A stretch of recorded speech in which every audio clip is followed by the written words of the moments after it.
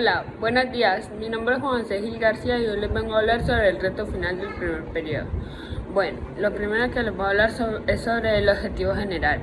El objetivo general es poder cumplir con los 9 puntos requeridos por el tutor para poder presentar un buen trabajo y obtener una buena nota, ya que esta actividad tiene un valor del 60% en toda la materia. Objetivos específicos: saber más sobre el sistema respiratorio y entender el funcionamiento del sistema respiratorio. Pregunta problematizadora: ¿qué relación tiene la respiración aeróbica y anaeróbica con los ciclos de carbón, agua, nitrógeno, fósforo y oxígeno? Vamos a dar una pequeña definición de respiración aerobia y respiración anaeróbica. La respiración aerobia es el proceso celular de transformación de la glucosa para obtener energía con la participación del oxígeno. Y la anaerobia es el proceso de obtención de energía que usan algunas células en ausencia del oxígeno. ¿Cuál es el aceptor de electrones de la respiración aerobia? Es el oxígeno. ¿Y cuál es el aceptor de electrones de la respiración anaerobia? Es el nitrato, sulfato, dióxido de carbono, iones metálicos.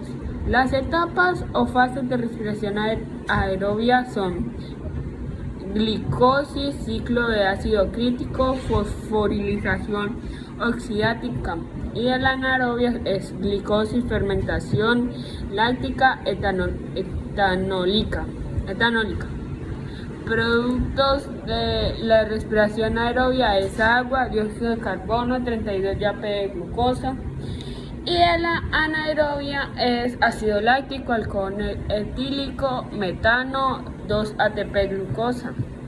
Ejemplos de la respiración aerobia son células hepáticas, células de riñón, y la anaerobia es levaduras de pan, eritrocitos o glóbulos rojos, bacterias arqueas. Ahorita vamos a hablar sobre la pregunta de educación física. ¿Cuál es la forma más adecuada de respirar cuando realizas alguna actividad física? Si estás realizando una actividad lenta, la respiración más adecuada sería por la nariz. Y en el caso de que sea un ejercicio de rapidez donde la cantidad de aire es mayor, debe respirarse por la boca. Ambas partes son de vital importancia en la realización de alguna actividad física. ¿Qué consejo les darías a las personas que fuman? Bueno, esta es la pregunta ética. Deshágase de todos sus cigarrillos justo antes de la fecha en la que va a dejar de fumar. Limpie todo lo que huela a humo, como ropa y muebles. Planee lo que va a hacer en lugar de fumar, en los momentos en los que es más propenso a hacerlo. Además, que lo deje de hacer porque el humo del cigarro llena al pulmón de humo y lo va dañando hasta que ya no sirve. Bueno, ahora vamos a hablar sobre el sistema respiratorio en el ser humano. El aparato respiratorio o sistema respiratorio es el conjunto de órganos que posee los vertebrados, que incluyen las vías aéreas y los pulmones, para intercambiar gases con el medio ambiente. A través de vías aéreas, el aire circula en dirección a los pulmones, y en estos órganos se realiza el intercambio de gases. Su estructura y función es muy variable dependiendo del tipo de organismo y su hábitat. Respiración celular aeróbica. Se conoce como respiración aerobia o respiración aeróbica a una serie de reacciones metabólicas que tienen lugar dentro de las células de los seres vivos, a través de los cuales se obtiene energía química a partir de la descomposición de moléculas orgánicas. Respiración celular: se trata de un complejo de obtención de energía que consume glucosa, C6H12O6 como combustible y oxígeno como receptor final de electrones. El oxidante, en reacción con ácido pirúvico, C3H4O3, se obtiene así dióxido de carbono, CO2, agua, H2O y numerosas cantidades de adenosín y trifosfato, ATP, la molécula de la energía bioquímica por excelencia. Bueno, ahorita vamos a hablar sobre la respiración anaerobia. En biología se llama respiración anaerobia o respiración anaeróbica.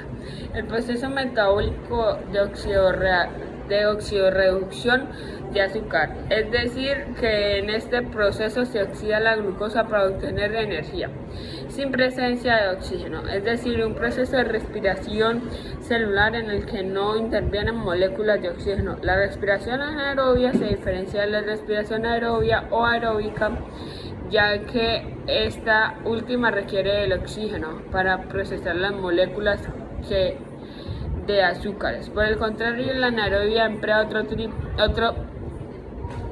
tipo de elementos químicos o incluso moléculas orgánicas más complejas. A través de una cadena transportadora de electrones, tampoco debe confundirse con la fermentación, ya que esta misma no interviene en la cadena transportadora de electrones. Sin embargo, ambos procesos tienen en común que se dan en ausencia del oxígeno. Este tipo de respiración celular es exclusiva de ciertos organismos, procariotas, bacterias o arqueas, especialmente de aquellos que habitan en condiciones de escasa o nula presencia de oxígeno. Sin embargo, en muchos casos pueden constituir también un proceso secundario, digamos, de emergencia ante la inesperada escasez de este elemento. Bueno, ahorita vamos a hablar sobre el suelo. Se denomina suelo o tierra a la parte superficial de la corteza terrestre, biológicamente activa, que proviene de la desintegración o alteración física o química de las rocas y de los residuos de las actividades de seres vivos que se asienten sobre él. Formación del suelo. El suelo es un sistema complejo formado en la capa superficial de la Tierra. Su formación es un proceso muy lento que puede durar miles de años, en el que las rocas se dividen en partículas de menor tamaño, mezclándose con materia orgánica en descomposición. El suelo es en sí mismo un hábitat donde viven un nutrido grupo de microorganismos y pequeños invertebrados, y además se acoge a las raíces de las plantas. En el suelo se distinguen varias capas con diferente estructura y composición, también denominadas como horizonte. La capa más profunda, u horizonte C, formado por el lecho rocoso originario, es el que confiere las características minerales al suelo. El horizonte A es el más superficial y donde enraiza la vegetación. Es rico en materia orgánica. Su color generalmente es oscuro por la abundancia de materia orgánica descompuesta o humus elaborado. Entre ambos, el denominado como horizonte B, formado por una mezcla de rocas y partículas de tamaño medio. Crece prácticamente de materia orgánica. Bueno, aquí le dimos respuesta a horizontes del suelo y formación del suelo. Entonces, ahorita vamos a hablar sobre las propiedades físicas del suelo. El suelo tiene profundidad, la profundidad, el color, la textura. Bueno, vamos a hablar sobre la profundidad. La definición original del suelo se denomina como la capa superficial del horizonte A, junto con el subsuelo E y B. El horizonte C se definía como estratos con poca formación genética. De este modo, la profundidad efectiva del suelo fue considerada como la espesura del suelo. Sin embargo, la presencia de raíces y la actividad biológica que frecuenta a menudo en horizonte C realza la importancia de incluir este horizonte en la definición de profundidad del suelo. En la práctica de los estudios con levantamiento de suelo utilizan límites de profundidad arbitrarios de 200 centímetros. Bueno, el color del suelo depende de sus componentes y varía con el contenido de la humedad, materia orgánica presente y grado de oxidación de minerales presentes. Se puede evaluar como una medida indirecta ciertas propiedades del suelo. Se usa para distinguir las secuencias en un perfil del suelo, determinar el origen de materia parental, presencia de materia orgánica, estado de drenaje y la presencia de sales y carbonato. La textura del suelo. La textura del suelo se refiere a la proporción de componentes inorgánicos de diferentes formas y tamaños, como arena, limo y arcilla. La textura es una propiedad importante que influye como factor de fertilidad y en la habilidad de retener agua, aireación, drenaje, contenido de materia orgánica y otras propiedades.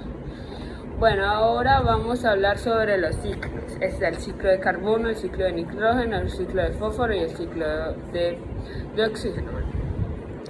El ciclo de carbono es la forma en que carbono circula a través de la atmósfera, los océanos y de superficie e interior de la Tierra, a través de procesos químicos, físicos, geológicos y biológicos, llamado ciclo biogeoquímico.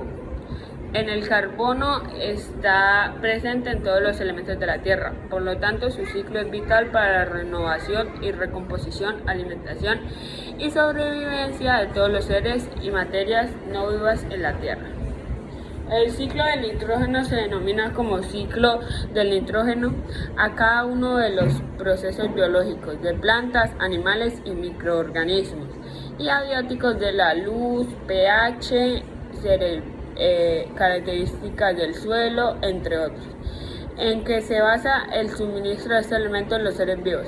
El nitrógeno es un elemento químico que se desplaza lentamente a través de un ciclo mediante el cual puede ser absorbido tanto por los seres vivos, animales y plantas como por el aire o la tierra.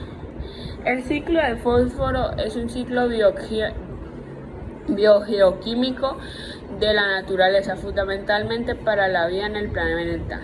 Este ciclo describe el movimiento del fósforo a través de una serie de fases dentro del ecosistema. El fósforo es un elemento químico de la tabla periódica, también identificado como el símbolo P. Es uno de los elementos más escasos e importantes para el desarrollo de la vida. Ahora vamos con el ciclo de oxígeno. El ciclo de oxígeno es la circulación de elementos de oxígeno en el interior y en la superficie de la Tierra a través de procesos químicos, físicos, geológicos y biológicos.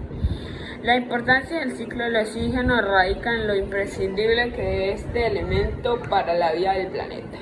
Bueno, este es mi trabajo del reto final de bioético. Adiós.